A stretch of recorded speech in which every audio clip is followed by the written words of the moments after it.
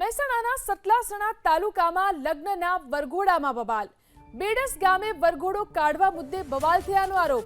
ચાલુ વરઘોડામાં બબાલ થતા સામ સામે પથ્થરમારો થયો. પથ્થરમારાની ઘટનામાં એક મહિલા ઈજાગ્રસ્ત થઈ. પોલીસે પથ્થરમારાની ઘટનાને લઈ અને સ્થળ પર પહોંચી અને સ્થિતિ પર નિયંત્રણ મેળવ્યું.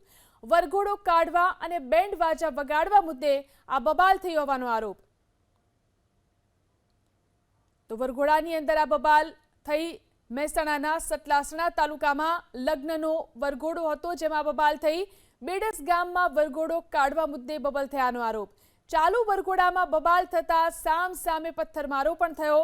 આ પથ્થરમારાની ઘટનામાં એક મહિલા ઈજાગ્રસ્ત થઈ છે. પોલીસે પથ્થરમારાની ઘટનાને લઈ સ્થળ પર પહોંચી અને સમગ્ર સ્થિતિ ઉપર નિયંત્રણ મેળવ્યું. વધુ જાણકારી મેળવી અમારા સંવાદદાતા હારૂન ફોન લાઈનથી જોડાયા છે. હારૂન, વરઘોડાની અંદર પથ્થરમારો થયો, શું સ્થિતિ? સતલાસણા તાલુકાના બેડસ ગામની ઘટના છે, જ્યાં લગ્ન પ્રસંગનો વરઘોડો હતો. વરઘોડામાં પથ્થરમારાની ઘટના બની છે. એક યુવકની ગામમાંથી જાન જવાની હતી, જેને લઈને વરઘોડો યોજાયો હતો. જો કે વરઘોડો યોજાયો ક્યાંક ને ક્યાંક જે બેન્ડ વાજા વગાડવા મુદ્દે બબાલ થઈ હતી ને ત્યારબાદ અદાવતમાં પથ્થરમારાની ઘટના બની છે. આ પથ્થરમારાની ઘટનામાં એક મહિલાને ઈજા થઈ છે. સમગ્ર મામલે પોલીસે ગુનો નોંધીને વધુ તપાસ હાથ ધરી છે.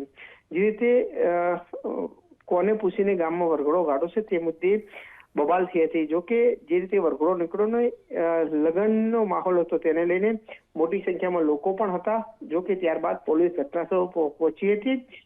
કુલ 9 લોકો સામે ફરિયાદ નોંધાઈ છે. સતલાસણા પોલીસે રાઉટીનો ગુનો નોંધીને વધુ તપાસ હાથ ધરવામાં આવી રહી છે. પરંતુ જે રીતે સમગ્ર ઘટના બની છે, ક્યાંક ને ક્યાંક સવાલ એ ઉભા થાય છે કે વરઘોડાની અંદર પથ્થરમારો થતા મામલો ગરમાયો હતો. જી આભાર હારૂન, તમામ જાણકારી આપવા માટે.